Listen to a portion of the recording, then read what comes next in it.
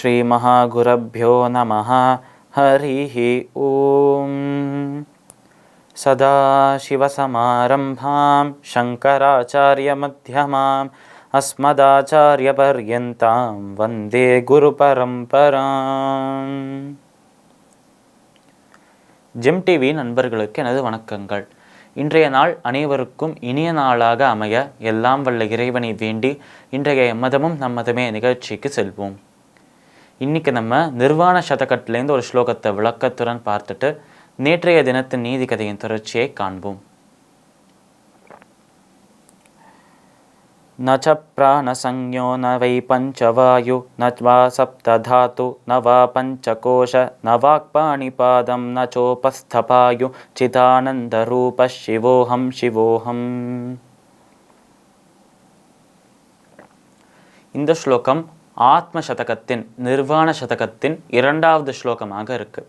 இந்த ஸ்லோகத்தில் பாலசங்கரர் அந்த சிறுவனாக இருக்கும் சங்கராச்சாரியார் கோவிந்த பகவத் பாதரை பார்த்து சொல்றாராம், போன ஸ்லோகத்தில் அவர் எதெல்லாம் இல்லை என்று சொல்லிட்டு அந்த சிதானந்த ரூப சிவோகம் சிவோகம் என்றே முடித்தார். அதுபோலவே இந்த ஸ்லோகத்திலும் அவர் எதெல்லாம் இல்லை என்று சொல்லிட்டு சிதானந்த ரூப சிவோகம் சிவோகம் என்று எதையும் முடிக்கிறார். இப்போ அவர் சொல்ல போகிறது என்ன என்றால், நச்ச பிராணசஞ்ஞோ நவை பஞ்சவாயு, நச்ச பிராணசஞ்ஞோ நவை பஞ்சவாயு, பஞ்சவாயுக்கள் இருக்கு என்று சொல்கிறோம். அதாவது பிராண, அபான, வியான, உதான, சமான என்று 5 வாயுக்கள் இருக்குது என்று சொல்கிறோம். இந்த 5மே சக்தியின் வடிவங்களாக இருக்குது.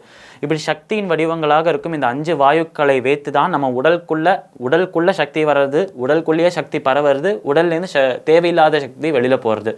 இப்படி இருக்கும் அந்த பஞ்ச வாயுக்களில் எதுவுமே நான் இல்லை என்று சொல்கிறார் நம்மளோட சங்கரர், ஆதிசங்கரர். இப்படி அவர் சொல்லும்போது முக்கியமாக நான் பிராணவாயு இல்லை என்று சொல்கிறார். அந்த பிராணவாயு தான் வெளியிலேருந்து அந்த பிரபஞ்சத்திலேருந்து சக்தியை உள்வாங்கிக் கொள்ளும் அந்த ஒரு வாயுவாக இருக்குது. அதனால் நான் பிராணவாயுவாகவும் இல்லை, அதே நேரத்தில் அந்த பஞ்ச வாயுக்களில் எந்த ஒரு வாயுவாகவும் நான் இல்லை என்று சொல்கிறார் நம்மளோட சங்கரர்.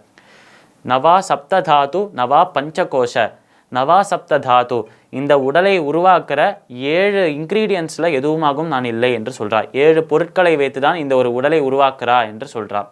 இப்படி பஞ்சபூதங்களால் உருவாக்குறா என்று சொல்கிறானோ, அந்த பஞ்சபூதங்களாகவும் நான் இல்லை, அந்த உடலை உருவாக்குற 7 விஷயங்களாகவும் நான் இல்லை, உடலை உருவாக்கும் 7 விஷயங்களாக நான் இல்லை என்று சொல்கிறார் நம்மளோட சங்கரர். நவா சப்த தாத்து நவா பஞ்சகோஷ, அந்த 7 விஷயங்களாகவும் இல்லை, அந்த பஞ்ச பூதங்களாகவும் நான் இல்லை. அப்படி இருக்கும் ந வாக் பாணி பாதம் ந சோபஸ்த பாயு, ந வாக் பாணி பாதம், வாக் என்றால் பேசக்கூடிய அந்த ஒரு விஷயமாக இருக்கிறது வாய். அப்படி இருக்கும் பேசக்கூடிய புலனாக இருக்கும் வாயாகவும் நான் இல்லை, பாணி கைகளாகவும் இல்லை, பாதம் கால்களாகவும் நான் இல்லை, பேசும் வாயாகவும் இல்லை, செயல்களை செய்யும் கையாகவும் இல்லை, நடந்து செல்லும் ஓடுகிற அந்த ஒரு கால்களாகவும் நான் இல்லை. நச்சோபஸ்த பாயு, அதே நேரத்தில் அந்த ஒரு மலஜலங்களை நம்ம உடலில் இருக்கும் கழிவுகளை வெளியேற்றும் அந்த ஒரு புலனாகவும் அந்த ஒரு சென்ஸ் ஆர்கனாகவும் நான் இல்லை என்று சொல்கிறார் நம்மளோட சங்கரர். சிதானந்த ரூப சிவோகம் சிவோகம். இப்படி இருக்கும் இந்த விஷயங்களெல்லாம் இல்லை என்று சொன்னேனே, நான் சிதானந்த ரூபம், சித் ஆனந்தம், பிரம்மத்தின் ஞானத்தை உணர்ந்த அந்த பிரம்மம், அந்த பிரம்மத்தின் குணத்தை உணர்ந்தவனாக கான்சியஸ் உடையவனாக இருக்கேன் நான். அதே நேரத்தில் ஆனந்தத்தின் ஸ்வரூபமாக இருக்கேன். அப்படி இருக்கும் சிவம் என்கிற நிலையில் இருக்கேன். அந்த சிவபெருமானின் ஸ்வரூபமாகவும் நான் இருக்கிறேன். அந்த சிவபெருமானை தவிர, அவரின் ஸ்வரூபமாக இருக்கிறேன் என்ற அந்த ஒரு விஷயத்தை தவிர வேறு எந்த ஒரு ஐடென்டிட்டியும் எனக்கு கிடையாது என்று இந்த ஸ்லோகத்தில் நம்மளோட பாலசங்கரர் நம்மளோட கோவிந்த பகவத் பாதரை பார்த்து சொல்கிறார். இந்த ஸ்லோகத்திற்குண்டான விளக்கம் இதுவே. இப்போ நம்ம நேற்றைய தினத்தின் நீதி கதையின் தொடர்ச்சியை காண்போம். இந்த உத்தாலகர் நம்மளோட இந்த ஒரு அவரோட பிள்ளையாக இருக்கும், அவரோட மகனாக இருக்கும் ஸ்வேதகேதுவுக்கு ஏன் சொல்லித்தர மாட்டார், ஏன் அவருக்கு பாடம் எடுக்க மாட்டார் என்றால், அந்த நேரத்தில் அழகாக ஒரு விஷயத்தை யோசித்தார் என்று சொல்கிறா உபனிஷத்துக்களில். என்ன சொல்கிறா என்றால், ஒரு தந்தை தன்னோட மகனுக்கு ஏதாவது கற்றுக் கொடுத்தார் என்றால், இப்போ ஒரு குரு ஒரு சிஷ்யனுக்கு கற்றுக் கொடுக்கறது வேறு, ஒரு தந்தை தன்னோட மகனுக்கு கற்றுக் கொடுக்கறது வேறு. ஒரு சிஷ்யன் ஏதாவது தப்பு பண்ணான்னா குரு கேட்கலாம், கேட்டால் குரு கேட்கிறார் என்று பயத்தோடு அந்த சிஷ்யன் திருப்பியும் அந்த தப்பை பண்ண மாட்டான்.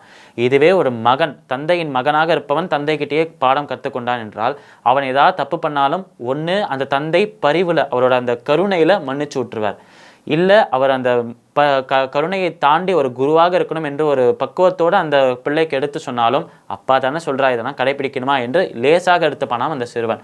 இப்படியே தன்னோட தந்தை சொல்கிற எந்த ஒரு விஷயத்தையும் சீரியஸாக அவன் எடுத்துக்கல. தந்தை சொல்கிற எந்த ஒரு விஷயத்தையும் மனதுக்குள்ளே செலுத்தாமல் அப்பா தானே அவர் திருப்பி திருப்பி சொல்லிட்டு தான் இருப்பார், அவர் எப்பயுமே சொல்லிட்டு தான் இருப்பார், அதை கண்டுக்கவே வேண்டாம் என்று லேசாக விட்டுட்டான் என்றால், அந்த ஒரு விஷயத்தை அவன் அசால்ட்டாக அந்த இடத்துல விட்டுட்டான் என்றால் அவனுக்கு அந்த ஞானம் சரியாக போய் சேராது. இதனால் தந்தைக்கு கருணையாக அவர் திட்டாமல் இருக்கிறதுக்கும் வாய்ப்பு இருக்குது. அவர் திட்டினாலும் அவர் அந்த விஷயத்தை எடுத்து சொன்னாலும் அந்த ஒரு விஷயத்தை புரிந்து கொள்கிற பக்குவம் அந்த ஒரு மகனுக்கு இருக்காது. தந்தை தானே சொல்கிறார் என்று லேசாக எடுத்துப்பான். இந்த ஒரு காரணத்துக்காக தான் தந்தை தந்தையாக இருக்க முடியும், குரு குருவாக இருக்க முடியும், ஆனால் தந்தை குருவாக இருக்க முடியாது என்று சொல்கிறார். இப்படி நான் இந்த ஒரு காரணத்தினால்தான் ஸ்வேதகேதுவுக்கு, தன்னோட மகனாக இருக்கும் ஸ்வேதகேதுவுக்கு பாடம் எடுக்க மாட்டேன் என்று முடிவோடு சொல்லிட்டாராம் நம்மளோட இந்த உத்தாலகர். இதை கேட்டு கோபம் வர்றதாம் நம்மளோட ஸ்வேதகேதுவுக்கு.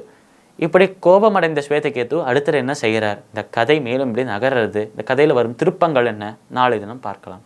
மீண்டும் நாளை சந்திப்போம். நன்றி, வணக்கம்.